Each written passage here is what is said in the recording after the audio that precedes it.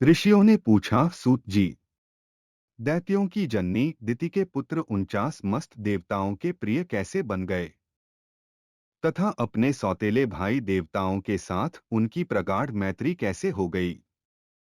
सूत जी कहते हैं, सुव्रत मुनियों, प्राचीन काल की बात है। देवासुर संग्राम में भगवान विष्णु तथा देवगणों द्वारा अपने पुत्र पौत्रों का संहार हो जाने पर दैत्य माता दिति शोक से विहल हो गई। वह उत्तम भूलोक में जाकर स्यमंत पंच क्षेत्र में सरस्वती के मंगलमय तट पर अपने पतिदेव महर्षि कश्यप की आराधना में तत्पर रहती हुई घोर तप में निरत हो गई। उस समय उसने ऋषियों के समान फलाहार पर निर्भर रहकर कृच्छ्र चांद्रायण आदि व्रतों का पालन किया। इस प्रकार बुढ़ापा और शोक से अत्यंत आकुल हुई दिति 100 वर्षों तक उस कठोर तप का अनुष्ठान करती रही। तदंतर उस तपस्या से संतप्त हुई दिति ने वशिष्ठ आदि महर्षियों से पूछा, ऋषियों, आप लोग मुझे ऐसा व्रत बतलाइए जो पुत्र शोक का विनाशक तथा इहलोक एवं परलोक में सौभाग्य रूपी फल का प्रदाता हो। तब वशिष्ठ आदि ऋषियों ने उसे मदनवादशी व्रत का विधान बतलाया, जिसके प्रभाव से वह पुत्र शोक से उन्मुक्त हो गई।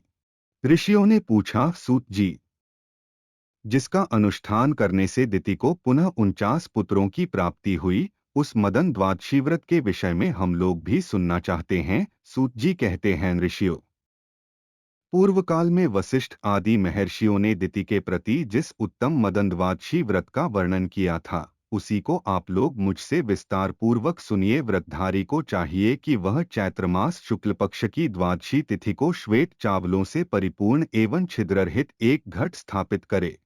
उस पर श्वेत चंदन का अनुलेप लगा हो तथा वह श्वेत वस्त्र के 2 टुकड़ों से आच्छादित हो। उसके निकट विभिन्न प्रकार के ऋतुफल और गन्ने के टुकड़े रखे जाएं।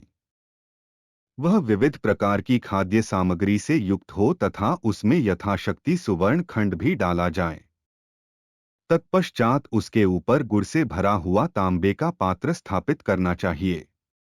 उसके ऊपर केले के पत्ते पर काम तथा उसके वाम भाग में शक्कर समन्वित रति की स्थापना करे। फिर गंध धूप आदि उपचारों से उनकी पूजा करे और गीत वाद्य आदि का भी प्रबंध करे। अर्थाभाव के कारण गीत वाद्य आदि का प्रबंध न हो सकने पर मनुष्य को कामदेव और भगवान विष्णु की कथा का आयोजन करना चाहिए। पुनः कामदेव नामक भगवान विष्णु की अर्चना करते समय उन्हें सुगंधित जल से स्नान कराना चाहिए। श्वेत पुष्प अक्षत और तिलों द्वारा उन मधुसूदन की विधिवत पूजा करे।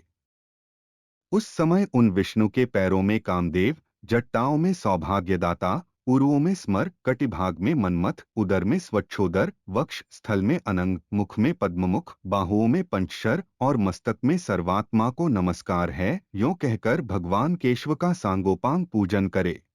तदंतर प्रातःकाल वह घट ब्राह्मण को दान कर दे। पुनः भक्तिपूर्वक ब्राह्मणों को भोजन कराकर स्वयं भी नमक रहित भोजन करे और ब्राह्मणों को दक्षिणा देकर इस मंत्र का उच्चारण करे, जो संपूर्ण प्राणियों के हृदय में स्थित रहकर आनंद नाम से कहे जाते हैं। वे कामरूपी भगवान जनार्दन मेरे इस अनुष्ठान से प्रसन्न हो। इसी विधि से प्रत्येक मास में मदनद्वाद शिवव्रत का अनुष्ठान करना चाहिए। व्रती को चाहिए कि वह द्वादशी के दिन एक फल खाकर भूतल पर शयन करे और त्रयोदशी के दिन अविनाशी भगवान विष्णु का पूजन करे। 13वां महीना आने पर तनुसहित एवं समस्त सामग्रियों से संपन्न शय्या कामदेव को स्वर्ण निर्मित प्रतिमा और श्वेत रंग की अनंग कामदेव को समर्पित करे, अर्थात अनंग के उद्देश्य से ब्राह्मण को दान दे। उस समय शक्ति के अनुसार वस्त्र एवं आभूषण आदि द्वारा सपत्नीक ब्राह्मण की पूजा करके उन्हें शय्या और सुगंध आदि प्रदान करते हुए ऐसा कहना चाहिए कि आप प्रसन्न हों। तत्पश्चात उस धर्मज्ञ व्रती को गोदुग्ध से बनी हुई हवि, खीर और श्वेत तिलों से कामदेव के नामों का दुधारू गौ कीर्तन करते हुए हवन करना चाहिए। पुनः कृपता छोड़कर ब्राह्मणों को भोजन कराना चाहिए और उन्हें यथाशक्ति गन्ना और पुष्पमाला प्रदान कर संतुष्ट करना चाहिए। जो इस विधि के अनुसार इस मदनद्वादशी व्रत का अनुष्ठान करता है, वह समस्त पापों से मुक्त होकर भगवान विष्णु की समता को प्राप्त हो जाता है तथा इस लोक में श्रेष्ठ पुत्रों को प्राप्त कर सौभाग्य फल का उपभोग करता है। जो स्मर आनंदात्मा विष्णु और महेश्वर नाम से कहे गए हैं, उन्हीं अंगज भगवान विष्णु का सुखार्थी को स्मरण करना चाहिए। यह सुनकर दिति ने सारा कार्य यथावत रूप से संपन्न किया, अर्थात मदनद्वादशी व्रत का अनुष्ठान किया। दिति के उस व्रतानुष्ठान के प्रभाव से प्रभावित होकर महर्षि कश्यप उसके निकट पधारे और परम प्रसन्नता पूर्वक उन्होंने उसे पुनः रूप यौवन से संपन्न नवयुवती बना दिया तथा वर मांगने को कहा। तब वर मांगने के लिए उद्यत हुई दिति ने कहा, पतिदेव, मैं आपसे एक ऐसे पुत्र का वरदान चाहती हैं जो इंद्र का वध करने में समर्थ, अमित पराक्रमी, महान आत्मबल से संपन्न और समस्त देवताओं का विनाशक हो। यह सुनकर महर्षि कश्यप ने उससे ऐसी बात कही, शुभे, मैं तुम्हें अत्यंत ऊर्जस्वी एवं इंद्र का वध करने वाला पुत्र प्रदान करूंगा, किंतु इस विषय में तुम यह काम करो कि आपस्तंभ ऋषि से प्रार्थना करके उनके द्वारा आज ही पुत्रेष्टि यज्ञ का अनुष्ठान कराओ। सुखते यज्ञ की समाप्ति होने पर मैं तुम्हारे उदर में इंद्ररूपी शत्रु के विनाशक पुत्र का गर्भाधान करूंगा। तत्पश्चात महर्षि आपस्तंभ ने उस अत्यंत खर्चीले पुत्रेष्टि यज्ञ का अनुष्ठान किया। उस समय उन्होंने इंद्रशत्रुर्भवस्व, इंद्र का शत्रु उत्पन्न हो, इस मंत्र से विस्तार पूर्वक अग्नि में आहुति दी। इस यह से देवताओं को रह होना चाहता था, परंतु वे यह जानकर प्रसन्न हुए कि दैत्यों और दानवों को इस महाफल से विमुख होना पड़ेगा। बकी समाप्ति के बाद कश्यप ने दिति के उदर में गर्भाधान किया और पुनः उससे कहा, वरान्य, 100 वर्षों तक तुम्हें इसी तपोवन में रहना है और इस गर्भ को रक्षा के लिए प्रयत्न करना है। वरवर्णिनी, गर्भिणी स्त्री को संध्या काल में भोजन नहीं करना चाहिए, उसे न तो कभी वृक्ष के मूल पर बैठना चाहिए, न उसके निकट हो जाना चाहिए। वह घर की सामग्री मूसल, ओखली आदि पर न बैठे, जल में घुसकर स्नान न करे, सुनसान घर में न जाए, डिंबट पर न बैठे, मन को उद्विग्न न करे, नख से, लुआठी से अथवा राख से पृथ्वी पर रेखा न खींचे, सदा नींद में अलसाई हुई न रहे, कठिन परिश्रम का काम न करे, घूसी, लुआठी, भस्म, फड्डी और खोपड़ी पर न बैठे, लोगों के साथ वाद विवाद न करे और शरीर को तोड़ मरोड़े नहीं।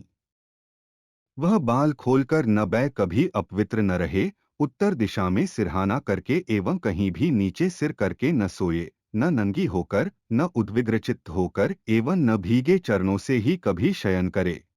अमंगल सूचक वाणी न बोले, अधिक जोर से हंसे नहीं, नित्य मांगलिक कार्यों में तत्पर रहकर गुरुजनों की सेवा करे और आयुर्वेद द्वारा गर्भिणी के स्वास्थ्य के लिए उपयुक्त बतलाई गई संपूर्ण औषधियों से युक्त गुनगुने गर्म जल से स्नान करे। वह अपनी रक्षा का ध्यान रखे, स्वच्छ वेशभूषा से युक्त रहे, वास्तु पूजन में तत्पर रहे, प्रसन्नमुखी होकर सदा पति के हितों संलग्न रहे, तृतीया तिथि को दान करे, पर्व संबंधी व्रत एवं न का पालन करे। जो गर्भिणी स्त्री विशेष रूप से इन नियमों का पालन करती है, उसका उस गर्भ से जो पुत्र उत्पन्न होता है, वह शीलवान एवं दीर्घायु होता है। इन नियमों का पालन न करने पर निस्संदेह गर्भपात की आशंका बनी रहती है। प्रिय, इसलिए तुम इन नियमों का पालन करके इस गर्भ की रक्षा का प्रयत्न करो। तुम्हारा कल्याण हो। अब मैं जा रहा हूँ। दिति के द्वारा पति की आज्ञा स्वीकार कर लेने पर महर्षि कश्यप वहीं सभी जीवों के देखते देखते अंतर्धान हो गए। तब दिति महर्षि कश्यप द्वारा बताए गए नियमों का पालन करती हुई समय व्यतीत करने लगी। 36 से 49। इस कार्यकलाप की सूचना पाने पर इंद्र भयभीत हो उठे और तुरंत देवलोक को छोड़कर दिति के निकट आ पहुंचे। वे दिति की सेवा करने की इच्छा से उसके समीप ही रहने लगे। इंद्र सदा दिति के छिद्रान्वेषण में ही लगे रहे। ऊपर से तो वे विनम्र, प्रशांत और प्रसन्न मुख वाले दिखते थे, परंतु भीतर से वे दिति के कार्यों की कुछ परवाह न करके सदा अपने ही हित साधन में दत्तचित्त रहते थे। इस प्रकार 100 वर्षों की समाप्ति में जब 3 दिन शेष रह गए, तब दिति प्रसन्नतापूर्वक अपने को सफल मनोरथ मानने लगी। उस समय आश्चर्य से युक्त मन वाली दिति नींद के आलस्य से आक्रांत होकर पैरों को बिना धोए बाल खोलकर सिर को नीचे किए कहीं दिन में ही सो गई। तब दिति की उस त्रुटि को पाकर शची के प्राणपति देवराज इंद्र उसके उदर में प्रवेश कर गए और अपने वज्र से उस गर्भ के 7 टुकड़े कर दिए। उन टुकड़ों से सूर्य के समान तेजस्वी 7 शिशु उत्पन्न हो गए। वे रोने लगे। रोते हुए उन 7 शिशुओं को इंद्र ने मना किया, परंतु जब वे चुप नहीं हुए तब इंद्र ने पुनः उन रोते हुए शिशुओं में प्रत्येक के 7 टुकड़े कर दिए। उस समय भी इंद्र दिति के उदर में ही स्थित थे। इस प्रकार वे टुकड़े 49 शिशुओं के रूप में परिवर्तित होकर जोर जोर से रुदन करने लगे। इंद्र उन्हें बारंबार मना करते हुए कह रहे थे कि मत रो, परंतु वे जब चुप नहीं हुए तब इंद्र ने मन में विचार किया कि इसका क्या रहस्य है। किस धर्म के माहात्म्य से ये सभी मेरे वज्र द्वारा काटे जाने पर भी पुनः जीवित हैं। तत्पश्चात ध्यानयोग के द्वारा इंद्र को ज्ञात हो गया कि यह मदनवादशी व्रत का फल है।